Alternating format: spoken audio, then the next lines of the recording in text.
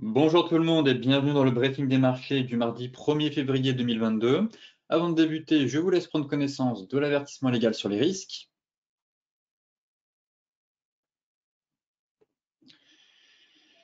Et ce matin, léger vent d'optimisme sur les marchés, notamment après les propos de plusieurs dirigeants de la Fed qui ont tenté un peu de désamorcer les tensions suite aux hausses de taux à venir au cours des prochains mois. Globalement, on termine quand même le mois dans le rouge, que ce soit en Europe ou outre-Atlantique. Le Nasdaq évitant quand même de justesse son pire démarrage du mois grâce à un rebond des valeurs technologiques en cours de séance et notamment sur les deux dernières séances. Pour rappel, les valeurs technologiques ont globalement bien souffert durant les dernières séances, les investisseurs s'inquiétant des entreprises qui se négocient quand même à des valorisations élevées, alors que les marchés s'attendent à ce que la Fed relève ses taux d'intérêt pour lutter contre l'inflation et mettre fin aux mesures de relance avec la réduction du bilan qui devrait logiquement intervenir à partir du mois de mai, voire juillet. Tout dépendra encore une fois de la trajectoire de l'inflation. Ce matin, de ce fait, les bourses européennes progressent. On poursuit le rebond aussi dans le sillage des marchés américains et asiatiques. Comme je vous le disais, le ton plus modéré adopté par plusieurs responsables de la Fed sur la remontée à venir des taux d'intérêt, ayant justement un peu rassuré les investisseurs. Globalement, le CAC a quand même perdu 2,15% en janvier, un mois dominé par la révision à la hausse des anticipations en matière de remontée des taux d'intérêt et aussi les chiffres toujours préoccupants de l'inflation. D'ailleurs, on a eu la publication des chiffres de l'inflation en France. On a explosé, on a le consensus attendait 2,2 ou 2,4, je crois, et l'inflation en France est tombée à 2,9%. Par ailleurs, on a aussi toujours les tensions géopolitiques entre l'Ukraine, la Russie et les États-Unis. Globalement, on a quand même réussi à sauver un peu ce mois de janvier puisque le Nasdaq a clôturé quand même en hausse de 3,41% hier. Le S&P, lui, sur les deux dernières séances, affiche quand même une hausse de 4,4%, justement suite aux propos de plusieurs dirigeants de la Fed qui ont confirmé en fait envisager une hausse de taux en mars, mais ont laissé entendre que rien n'était acquis pour la suite face aux incertitudes sur l'évolution des prix et de la situation sanitaire. Donc, un message qui se veut plutôt dovish, donc on parle très clairement, d'habitude on a un discours assez hawkish, des propos jugés faucons, là plutôt colombes, mais on fera le point dans la partie macro justement. Bizarrement, on a des membres de la Fed qui commencent un peu à sortir du bois pour dire oh, on va peut-être pas lever les taux tout de suite dans l'immédiat, procéder à 4 ou 5 hausses de taux. Et dans la partie macro, je vous ferai le point juste après, qu'on voit les perspectives des banques concernant les hausses de taux. Et en moyenne, on est quand même entre 4 et 5 hausses de taux. Donc, ça permet au marché de souffler, très clairement, les annonces de la Fed. Mais pour autant, les marchés ne vont pas y échapper. On aura très clairement 2 voire 3 hausses de taux cette année. Donc ce discours pourrait interrompre le mouvement de révision à la hausse des anticipations de hausse de taux observées ces derniers jours, qui a conduit quand même certains économistes à tabler sur 5 voire 7 hausses de taux de la Fed d'ici la fin de l'année. Donc globalement, quand je vois les banques et les plus grands économistes qui tablent sur 4 voire 5 hausses de taux, on sent en fait qu'on a juste des membres de la Fed qui sortent du bois pour tenter de rassurer les marchés, leur donner un nouveau souffle et permettre à ce rebond de poursuivre pour éviter un accident ou un dérapage non contrôlé, très clairement. Ensuite, on a aussi eu le principal économiste du Trésor américain qui a estimé que les tensions inflationnistes devraient diminuer cette année. Donc là, vous voyez, on a eu un petit cocktail, tout le monde est sorti hier. Les membres de la Fed, attention, on va calmer le jeu sur les hausses de taux, on va en faire une au mois de mars, mais ensuite on verra derrière. Et l'économiste du Trésor américain qui dit oh, rassurez-vous, le pic inflationniste est atteint, ça va diminuer cette année. Oui, bon, l'inflation transitoire, ça fait quand même 6 mois qu'on nous bassine avec ça. Actuellement, l'inflation est là, elle est sur un niveau élevé. Par conséquent, la Fed doit procéder à un tour de vis pour lutter contre l'inflation galopante. Et justement, dans la partie macro, un graphique, du moins des statistiques assez intéressantes, puisqu'on a eu, comme je vous le disais, sur la fin du mois, un impressionnant rallye, enfin un rebond, mais sur les 2 dernières séances, le S&P a pris 4,4%. Et généralement, on observe que les rallyes de fin de mois, sur les 2 derniers jours du mois, n'ont pas tendance à durer. Là, comme je vous le disais, le S&P a pris 4,4% sur les 2 derniers jours de janvier. Il s'agit quand même de l'une des plus importantes fins de mois jamais enregistrées. Mais si on constate d'un point de vue statistique, encore une fois, ça reste des probabilités, mais quand même, que se passe-t-il le mois suivant? Eh bien, globalement, on a une performance négative. Vous voyez, sur 1, 2, 3, 4, 5, 6, 7, 8, 9 sur 10 échantillons,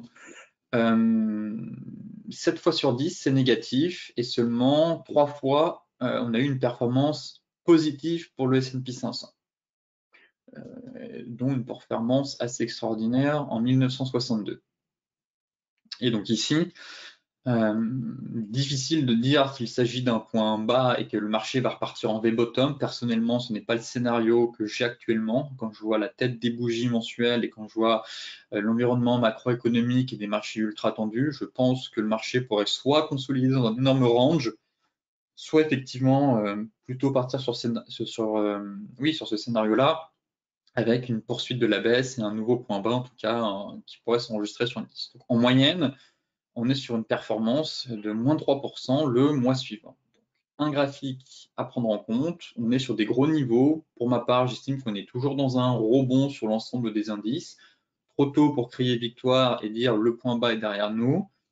Des marchés rassurés à court terme par les propos de la Fed, comme je vous le disais, mais pour autant, rien n'a changé en fait. La Fed va procéder à une hausse de taux au mois de mars et potentiellement à 2 voire 3 hausses de taux. Et quand on voit que les marchés commencent déjà à tousser alors qu'on les a préparés psychologiquement 6 mois à l'avance, je me dis effectivement que si la Fed doit encore une fois augmenter ses taux au cours des prochains mois, ça va très clairement peser sur les valeurs technologiques déjà fortement valorisées. Donc vraiment des statistiques assez pertinentes à prendre en compte, en tout cas pour les mois à venir, en fonction de l'environnement macro. Ensuite, deuxièmement, ici, c'est le graphique des hausses des taux, des prévisions. Donc, encore une fois, on a la Fed qui nous dit que rien n'est acquis pour la suite face aux incertitudes sur l'évolution des prix et de la situation sanitaire, et qu'en gros, elle pourrait procéder à potentiellement une hausse de taux.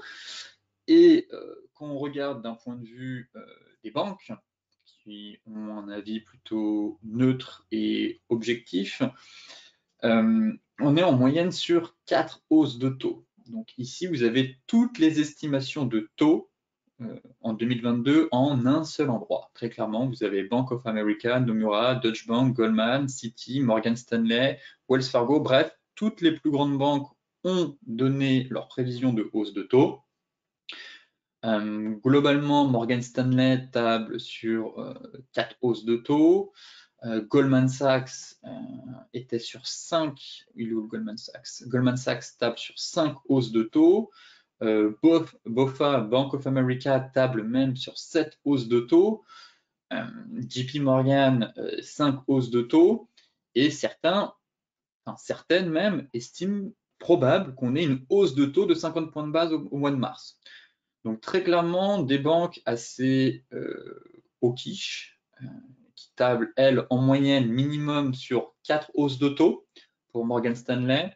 Et la plus forte, c'est Bank of America qui table sur 7 hausses de taux. Honnêtement, ça me paraît beaucoup, cette hausse de taux. Peu probable. Même déjà 4 hausses de taux, c'est compliqué. Quand on voit comment les marchés réagissent, on se dit qu'ils n'ont pas les reins suffisamment solides et que la Fed va devoir faire marche arrière ou de nouveau réinjecter des liquidités derrière. Donc pour ma part, je suis plutôt entre 3 et 4 hausses de taux en 2022. Mais le scénario d'une seule hausse de taux ou uniquement 2 hausses de taux en 2022 me paraît très peu probable, voire même improbable.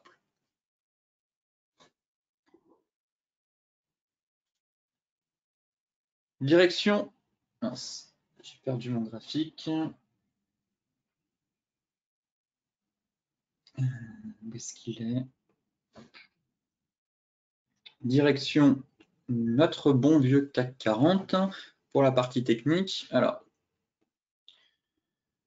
on est sur un niveau qui m'intéresse clairement. Comme vous le savez, c'est le niveau des 50%. Voilà. Donc, reste à savoir si on part sur une épaule, tête, épaule, ou on va chercher les 61,8, auquel cas on serait sur une deuxième épaule, tête, épaule. Bref, on est sur un niveau qui m'intéresse ici. Pas besoin de mettre le Fibo, hein. Le plaqué de jaune, c'est les 50% de Fibonacci, mais pour voir le niveau des 61,8 pour le coup. Donc on est sur un seuil qui m'intéresse. Entre la MM50, plaqué de jaune, très clairement, si on break les 61,8, j'arrêterai de chercher des ventes. Là, on passera vraiment dans un marché où les acheteurs reprendront la main. Donc pour l'instant, on est vraiment à la croisée des chemins, on est sur un niveau clé. Le niveau des 50, avec enfin la MM50 qui tombe, et c'est un niveau qui me paraît intéressant pour tenter une vente. Mais encore une fois, sur signal, comme ce fut le cas en données horaires quand on est venu taper les 38,2 par ici. Là, pour l'instant, on se stabilise. En horaire, malheureusement, je n'ai pas de chandelier de retournement. En tout cas, l'avalement ici, à part le premier avalement, mais vous voyez, on a clôturé pile au-dessus en fait de l'ancienne borne haute du range, donc ça ressemble plus à un pullback. On aurait vraiment cassé ce niveau, pourquoi pas, mais pour l'instant, un peu tôt. En tout cas, on est sur un niveau clé. Effectuer des achats ici, clairement, c'est trop tard. Plutôt envie d'effectuer des ventes, mais sur signal. Donc là, je vais reprendre mon Fibo. Voilà. Donc on est sur le niveau des 50. J'ai ma MM 4 heures. J'aimerais bien un signal horaire de nouveau, ou au moins un signal 4 heures. Et si ce niveau casse, eh bien, on laissera faire le marché et on attendra les 61,8 pour tenter une dernière fois une vente sur ce niveau, sur signal. Et si on n'a pas de signal et qu'on casse ce niveau, alors j'arrêterai totalement de chercher des ventes et j'estimerai que les acheteurs reprennent la main et qu'on pourrait repartir comme en 40. Donc voilà le plan sur le CAC 40. Deux niveaux clés à surveiller, 61,8, 50 pour tenter des ventes uniquement sur signal. Pour l'instant, c'est un peu tôt. Un stop loss qui se placerait juste au-dessus de la même 54 heures si c'est validé. Vous voyez, tant qu'elle n'est pas cassée, cette MM50, stop loss exactement au-dessus des 7100 par là, pour viser TP1, TP2 et voir de nouveau plus bas. Donc à surveiller. Et si elle casse au cours de l'après-midi, on attendra le prochain palier à 61,8. Le DAX, c'est exactement la même chose. On est dans un énorme range. Et c'est du CAC 40. Voilà, c'est le même combat. Pour moi, on est sur un gros niveau. J'attendais ma MM50 4 heures arriver sur mon niveau de 50 de Fibonacci. Pour l'instant, on a effectué, vous voyez, pullback. On avait ce range ici, on est sorti par le haut pullback. Donc, pas de vente malheureusement. On pourrait tenter une dernière fois sur ce niveau-là. On a un très beau niveau. Juste ici, 15 814, 15 775, si on casse les 50. Mais pour l'heure, comme pour le CAC, je ne suis pas convaincu de la bougie baissière qu'on a eue juste ici. On a la publication des ISM et des PMI manufacturiers à 15h45 et à 16h aux États-Unis. Peut-être que ça peut être le signal. En tout cas, j'attendrai vraiment ces statistiques clés avant de prendre position. Là, ce qui me dérange, c'est que la bougie qu'on a faite à 10 heures, plutôt le sentiment que c'est un pullback. Pour le moment, ça ne part pas, mais on est sur un bon niveau. Donc, si j'ai un signal 4 heures, break baissier, 4 heures, ou de nouveau un break baissier horaire, eh bien, pourquoi pas tenter une petite vente avec un stop loss juste au-dessus. Et si on échoue, enfin, si au contraire ce plan n'est pas validé, on attendra de nouveau les 61,8. Le Dow Jones. Le Dow Jones, pareil, on est sur zone 50% aussi. Globalement, les US ont tendance à faire 61,8. On est sur un beau niveau.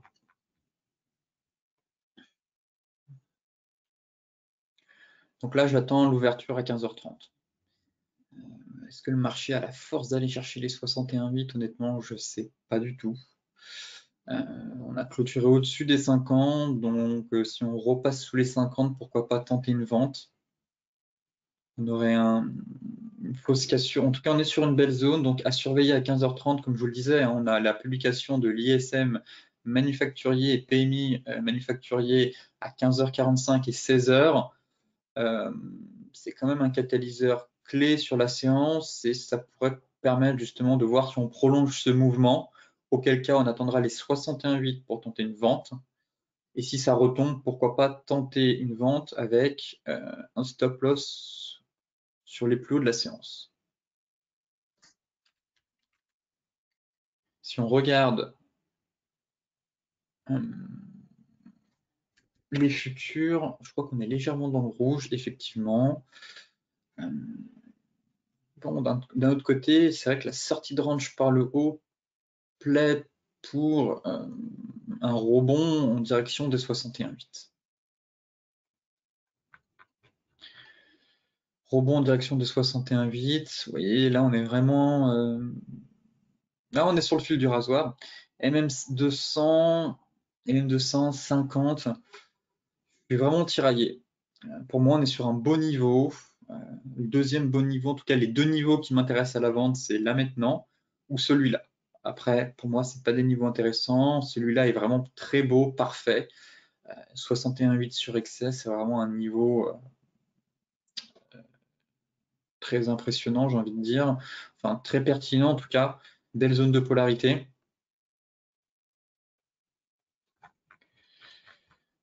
Et là, c'est vrai qu'on est, vous voyez, sur notre plat Tenkan Kijun. Donc, des niveaux, enfin deux gros niveaux, enfin deux beaux niveaux qui sont très tentants pour tenter de nouveau une stratégie à la vente. Mais là, pour l'instant, effectivement, on a eu un petit avalement baissier ici ce matin, mais je ne suis pas convaincu. En tout cas, j'attendrai déjà dans un premier temps l'ouverture à 15h30. Surveiller ce niveau, regarder les stats tomber à 16h et en fonction des stats, vous connaissez le plan. Soit vous vendez sur les 50% dès que vous avez un signal baissier. Sinon, si le marché ne réagit pas et se tient globalement bien sur ces niveaux et assez robuste, auquel cas on laisse tomber le plan vendeur et on attendra 61,8 pour vendre, pour tenter une dernière fois une vente sur le Dow Jones. Après, très clairement, j'arrêterai les ventes. En tout cas, j'arrêterai de chercher des ventes sur le Dow Jones, comme en Europe, et au contraire, plutôt un scénario d'achat. Le Forex, impressionné par l'euro-dollar, très clairement. L'avalement ici, 4 heures, a été juste monstrueux. L'avalement 4 heures, pardon, pas celui de vendredi, la bougie ici, à 14 heures. Je vous disais quand même d'attendre l'ouverture, de ne pas se précipiter. C'est vrai qu'on était sur une belle zone intéressante pour tenter une vente. Je vous disais quand même hier, bon, en début de semaine, ça ne sert à rien de se précipiter. Attendons l'ouverture US à 15h30. Pour ma part, je reste baissier. Je suis très étonné de la dynamique des prix sur l'euro-dollar. Je suis absolument pas convaincu. Étonné de voir qu'en fait qu'on casse cette zone de polarité pour la réintégrer tout de suite après. Je suis étonné de ce mouvement. Je pensais plus c'est vraiment un gros niveau. Donc le fait qu'on l'ait traversé comme dans du beurre, ça m'étonne. Et le deuxième élément qui m'embête un peu, effectivement, c'est le chandelier de retournement qu'on a eu ici. L'étoile du matin Doji. On a vraiment un beau signal, mais en toute honnêteté, je vois mal l'euro-dollar repartir en direction des 1,1530 et des 1,1460. J'ai absolument pas ce scénario en tête. Pour moi, c'est baissier. Sauf si Christine Lagarde annonce un resserrement de sa politique monétaire jeudi, mais ça devrait pas, enfin, en tout cas, c'est pas censé être le cas. Donc, on ne devrait pas avoir non plus un euro partir pleine balle. Bon, pour moi, on est sur un niveau. Je surveille très clairement et j'ai plutôt envie, encore une fois, de chercher des ventes sur signal 4 heures. Et donc là, je constate ici qu'on est sur une zone. On a retracé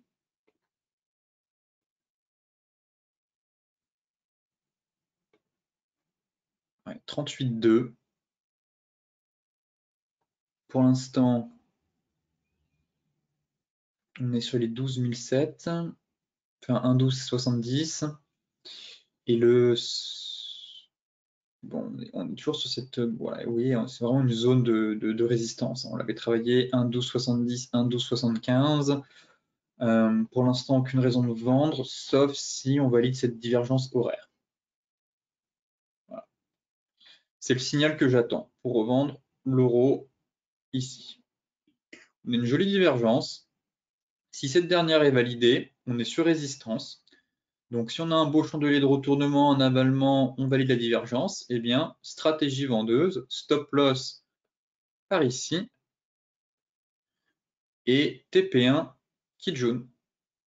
Et TP2, TP2 serait de retourner sur les plus bas. Donc voilà le plan que j'ai actuellement sur l'euro-dollar. Je reste quand même, je suis étonné de ce rebond. Pour moi, ça n'a pas de sens. Je garde quand même un biais baissier. Je cherche des ventes sur tous les signaux 4 heures au moins horaires conséquents. Et là, on a un début de quelque chose. Et donc, si on valide cette divergence avec un break horaire ou un avalement 4 heures, voilà, stratégie vendeuse, TP1, on garde un reliquat pour viser TP2 derrière. Le NZD yen, invalidation du plan, hein, forcément.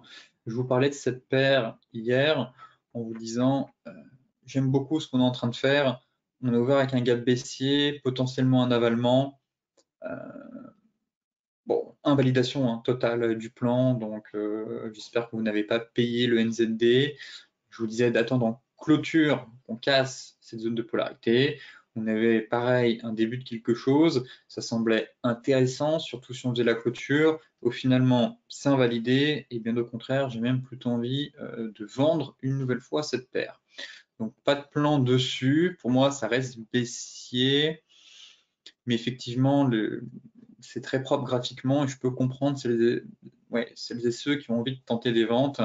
Un peu comme ici, vous voyez, sur Cassure Tenkan-Ki June, c'est vraiment profitable, prendre quelques pions.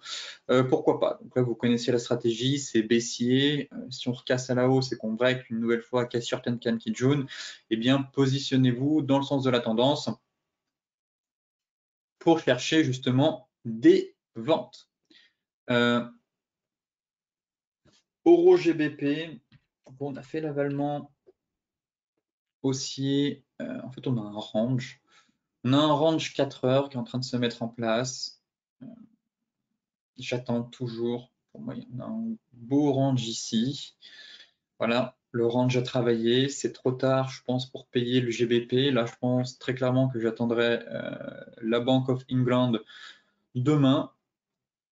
On a fait un premier avalement et on est sur la borne basse de notre range annuel.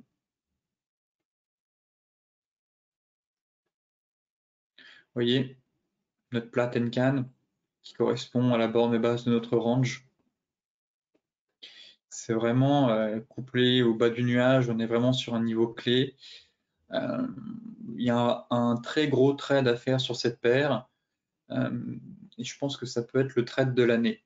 très clairement, en swing trading, pour les personnes enfin, étant capables vraiment de tenir sur la durée. Mais pour moi, j'estime que là, il y a vraiment un trade très impressionnant à faire en swing de 400, entre 300 et 400 pips facile. Pour l'heure, pas de signal toujours, et je pense que le catalyseur, ça va être la BOE. Voilà, elle va donner le signal sur cette paire. Et donc à la hausse, je viserai au moins les 85-56 si ça doit rebondir. Et à la baisse, 0,88 dans un premier temps, très facilement. Et je n'exclus pas même les 0,76.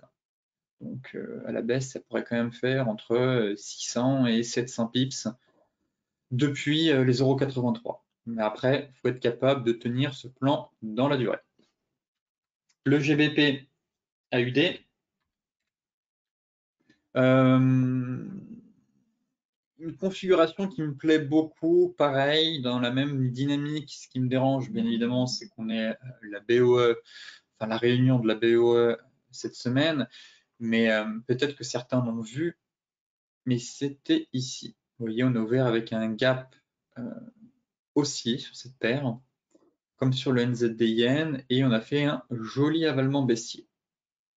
Donc là, pareil, quand je vois cette configuration, pourquoi pas tenter une vente? Échec sur résistance. J'ai envie de tenter une vente sur cette paire, à protéger très rapidement, mais j'aime beaucoup la structure en fait. Tac, résistance, on bute, fausse cassure, avalement baissier. Ce matin, on avait un joli rebond en plus, et là, ça part en correction en ABC. Bon, si certains veulent tenter une vente, je vais quand même faire le suivi. Petite position, étant donné qu'on a quand même la BOE qui va intervenir cette semaine. Attendez avant d'entrer, soit sur cassure, soit sur rebond, parce que là, on est sur zone. Juste ici, tac, tac, tac. Donc on est en train d'effectuer le pullback, ça ne sert à rien de vendre maintenant. Soit on attend la cassure 4 heures, auquel cas on devrait avoir une accélération baissière. Sinon, si vous voulez vendre, eh bien, s'il y a un rebond, ça vous aurez un meilleur ratio en tout cas. Donc là, vendre maintenant inutile, soit on attend la cassure, sinon potentiellement rebond à venir, et si on refait un rebond comme ici, eh bien vendre pour affiner son ratio. Et les TP, aucune idée pour l'instant, je reviendrai dessus demain, en fonction de l'amplitude qu'on aura gagné ou perdu dessus. Voilà. Car pareil, si c'est un avalement baissier, on peut aller chercher assez bas. Mais petite position, vraiment très petite position, peu de levier, car banque centrale à venir, et donc on fait du trading et pas du casino. Le gold, finalement, la divergence a fonctionné. Donc on avait mis en place un plan sur le gold. Je vous disais, j'étais un peu tiraillé entre les signaux un peu baissiers. Alors attendez, d'abord je vais voir la clôture mensuelle. Ouais, la clôture est sous la Tenkan, c'est pas terrible. Bon, ça c'est pas top. Bon, j'espère qu'on va quand même réussir à repartir un peu. Sinon, j'ai peur qu'on reparte dans un marché vaseux, comme je vous le disais, compliqué, avec des amplitudes un peu en mode encéphalogramme, quoi, des oscillations complexes dans tous les sens. Bon, ok. La bougie daily réintègre le canal et la borne basse du triangle. Ça, c'est un bon point, par contre. Je vais réaffiner mon canal baissier en prenant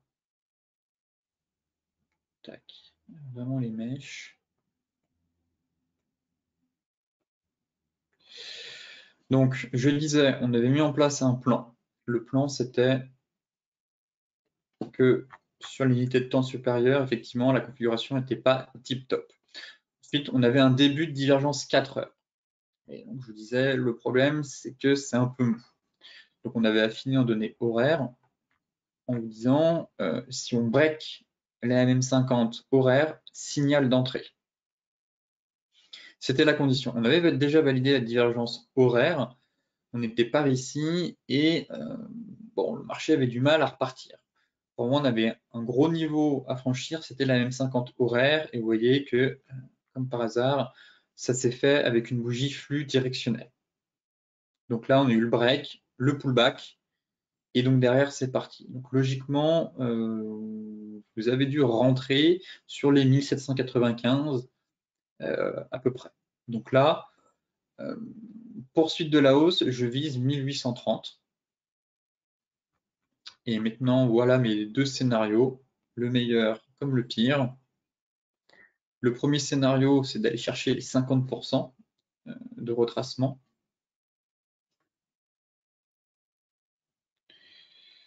Donc, ce serait 1817. Ce niveau ne correspond à rien, malheureusement. Donc, c'est pour ça que je vise. Bon, si vous êtes à l'achat ici, visez les 1817. Pourquoi pas prendre un petit TP1 et ensuite viser ici, surtout les 1830. Pour rappel, hein, les 1830, c'est un niveau qu'on a travaillé une fois, deux fois, trois fois, quatre fois, 5 fois, c'est cassé, 6, 7, 8 fois, c'est un pivot clé. Maintenant, voilà, TP1, mais TP partiel. Ici, on surveillera la réaction des prix si on va chercher les 1830. En tout cas, une fois qu'on arrive à 50%, on met le stop à break-even. Si on casse, c'est tout bénef, on garde, mais on verra, on avisera ensuite si on arrive à aller chercher les 1850. Et le pire scénario, ce serait tout simplement, mais il faut avoir les deux scénarios en tête, ce serait la formation d'une épaule, tête, on bute encore sur les 1830, on retombe, et là on va plus bas. Donc là, c'est les deux scénarios que j'ai actuellement. Pour l'instant, scénario haussier. TP intermédiaire, je rappelle, 1817. À 1817, on met le stop à break-even. 1830, c'est notre gros niveau clé qui est juste ici. Donc une première prise de bénéfice devra s'opérer. Petite prise de bénéfice, on garde pour aller chercher si ça monte les 1850. Et si ça casse, on visera 1910. Maintenant, deuxième scénario, toujours stop loss à break-even à 1917. Si on monte à 1830, on regarde le marché. Si gros signal de retournement, on déboucle la position totalement. Car risque d'épaule, tête, épaule, et donc on pourrait retomber ici. Et là, notre pivot clé baissier, ce sera cassure des plus bas des 1785.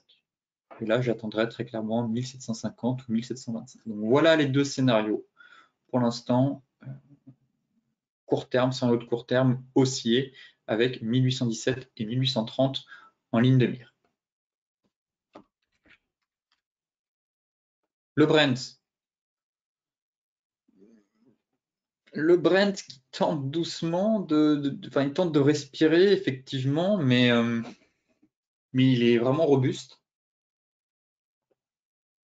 Toujours drivé par les acheteurs, par les tensions géopolitiques en Ukraine et en Russie. Parallèlement, on a aussi la réunion de l'OPEP demain. Donc là, très clairement, j'ai pas envie de mettre en place un plan de trading juste avant une réunion de l'OPEP. Tout simplement parce que ça peut partir dans un sens comme dans l'autre. Pour moi, c'est neutre. Si on voit de la divergence, je tenterai des achats ici. Si on casse les plus hauts, bon, difficile d'acheter, mais il faudra continuer à travailler à l'achat dans le sens du flux pour aller chercher les prochains niveaux. Là, le marché se stabilise avant l'OPEP, balle au centre. Très clairement, aucune raison d'être baissier pour l'instant. La divergence n'est pas validée. On fait un pullback actuellement sur les anciens plus hauts. On n'a pas cassé la même 50, on n'a pas cassé notre Kijun. Si notre Kijun est remonté, là pour le coup, c'est vraiment la même 50 qui m'intéresse. On n'a pas breaké les plus bas ici. Aucune raison d'être vendeur et juste à la veille de l'OPEP, je trouve ça un peu périlleux vraiment de mettre en place des plans de trading avant. Autant la BCE c'est jeudi, donc si on a de la marge, on peut quand même se protéger rapidement. Là, je crois que c'est demain la réunion de l'OPEP. Donc aucune raison de mettre en place un plan de trading. Laissons le marché digérer les annonces. Si ça retombe, eh bien, on cherchera des achats ici. Si ça casse par le haut, eh bien, tant pis, on cherchera dans ce cas-là des cassures Tenkan Kijun dans le sens du flux pour aller chercher voilà, le prochain TP et le TP final à 100 $. Le light, c'est exactement la même chose. Sortie de range par le haut, ça tient. Le pullback sur les anciens plus hauts. Là, la différence, c'est qu'on est encore soutenu par la Kijun, aussi la même 50. Si je regarde en données daily, la divergence est en place une nouvelle fois, mais elle n'a absolument pas validé. Donc, aucune raison de vendre. Pour l'instant, c'est trop tôt. Peut-être qu'il faudra vendre par ici si la divergence tient la route encore. Mais là, pour l'instant, j'ai absolument pas envie de vendre ce marché. Acheter, ça manque de peps. Ça manque un peu de force, de conviction. C'est normal. Le marché hésite avant la réunion de l'OPEP. Si vous êtes acheteur, remontez vos stops. Logiquement, il n'y a pas de trades qui ont été donnés sur le Brent ni le WTI. Si vous êtes vendeur, je ne comprends pas votre stratégie. Mais plutôt être neutre. Et les ventes, c'est trop tôt sur le pétrole. C'est l'un des actifs les plus haussiers, l'un des actifs qui surperforme le plus. Donc, évitons de nager à contre-courant. Des ventes uniquement sur gros signal baissier ou divergence. Mais au vu du contexte actuel, j'ai plutôt envie, encore une fois, de chercher des achats sur les gros niveaux de support et sur les gros replis. Donc ici, si on peut retourner sur les 84 et sur le et sur le Brent un peu plus bas, revenir sur pareil l'ancien top ici pour effectuer le pullback, ce serait parfait pour se repositionner dans le sens du flux et aller chercher de nouveaux plus hauts annuels. Le Bitcoin.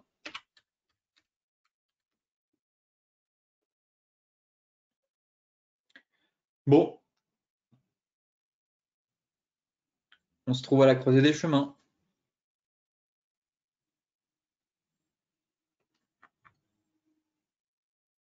Tac, tac, on a notre belle oblique qui fait le job. Ça manque de conviction ce mouvement, je trouve. C'est pas la même chose, hein. C'est vraiment pas la même chose. Vous voyez? On reconnaît difficile après coup, enfin facile au contraire après coup de dire oui, on a eu la reprise haussière ici, mais regardez la structure des bougies et regardez les volumes. Moi, il y a un truc qui me frappe ici, c'est des belles bouilles, un signal haussier, donc déjà on était sur zone, un avalement, des volumes qui grimpent après, tac, tac, tac, surtout ici. Des belles bougies vertes, on empile des bougies vertes, tac, tac, tac, tac. Donc là, ça montre quand même l'enthousiasme avec de forts volumes des acheteurs. Alors qu'ici, on n'a pas de belles bougies vertes, on a beaucoup de mèches et une diminution des volumes. Vous voyez, là, la hausse s'est faite sans volume. Et donc, par conséquent, baisse des volumes, ce qui montre finalement que les acheteurs ne sont pas si enthousiastes que ça. Deuxièmement, la tête des bougies. Beaucoup de mèches. Pour rappel, règle très importante, la force acheteuse se trouve dans le corps des bougies. La force vendeuse se trouve dans le corps des bougies. L'hésitation se trouve dans les mèches. Donc un marché qui fait une hausse ou une baisse avec beaucoup de mèches montre de l'hésitation. Un marché qui empile des bougies vertes avec des bougies qui ont du corps, comme ici, montre de la force, du flux. Et ici, malheureusement, je ne suis pas convaincu. Encore une fois. Voilà. La baisse, vous voyez, on a des bougies qui ont du corps. La hausse, des bougies qui ont du corps. Ici, des bougies qui ont que de la mèche. Par conséquent, je ne suis pas convaincu. Encore une fois.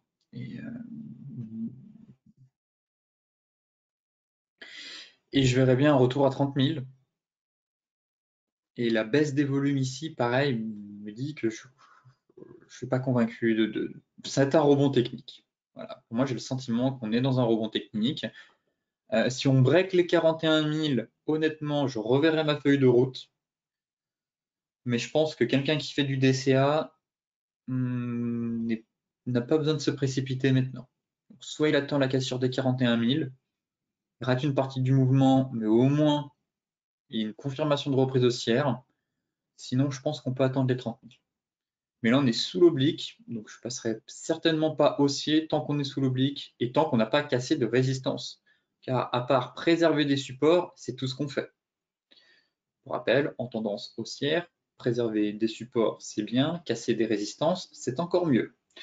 Donc là, pas de plan, j'attends, croiser des chemins, et je n'exclus pas 1, 2, 3, 4, une dernière vague ici en 5. Ça pourrait vraiment faire. J'aime pas les décomptes héliotistes, honnêtement. Je suis pas partisan de cette méthode, mais parfois ça peut donner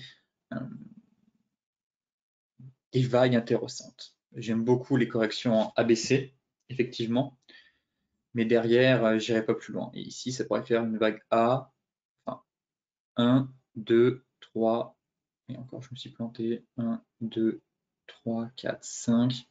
Ouais.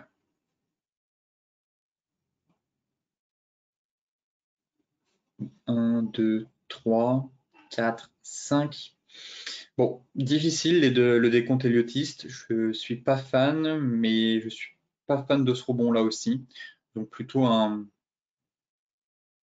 rebond technique. Pas de plan. J'attendrai vraiment cassure des 41 000 ou retour sur 30 000. Mais là, c'est cette faiblesse dans les volumes, l'oblique qui bute, la divergence qui a permis de stabiliser les prix, mais rien n'est fait honnêtement sur le BTC. Et pareil pour l'Ethereum, seulement que ça surperforme. Effectivement, l'Ethereum casse des résistances. Là, pour le coup, alors que le BTC, lui, ne parvient toujours pas à casser des résistances, l'Ethereum casse des résistances. Donc là, c'est un bon point. Je passerai haussier si on break les 2875. Voilà, pour moi, c'est le niveau ici. La grosse zone, logiquement, avec le temps, on devrait aussi sortir par le haut du canal. Et là, je pense que un trade ou même rentrer en DCA, ce serait potentiellement intéressant.